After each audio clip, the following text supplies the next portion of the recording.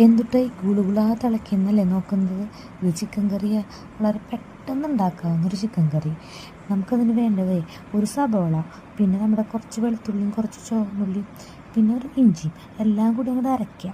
പിന്നെ നമുക്ക് വേണ്ടത് മല്ലിപ്പൊടി, മുളക് പൊടി, മസാലപ്പൊടി, കുരുമുളക് പൊടി. ഇത് ചീഞ്ചട്ടി ചൂടാക്കിയിട്ടേ ഇട്ട് കൊടുക്കുക.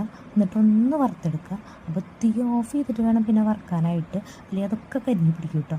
പിന്നെ ഉപ്പും മുളകും മഞ്ഞപ്പൊടിയും ചേർത്ത് വെച്ചിട്ടുള്ള നമ്മുടെ ചിക്കൻ ഉണ്ട്, അതിലേക്ക് ഈ വറുത്ത് വെച്ചിരിക്കുന്ന പൊടിയും കൂടി അങ്ങോട്ട് ഇട്ട് കൊടുക്കുക.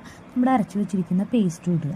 പിന്നെ കുറച്ച് വെള്ളം ചേർത്ത് ആവശ്യത്തിന് തിളയ്ക്കാൻ ആവശ്യത്തിനുള്ള വെള്ളം നിങ്ങൾക്ക് അറിയാമല്ലോ, ആ ചിക്കനുള്ള വെള്ളം കൂടി തിളപ്പിച്ച് അതങ്ങോട്ട് വേവിക്കുക.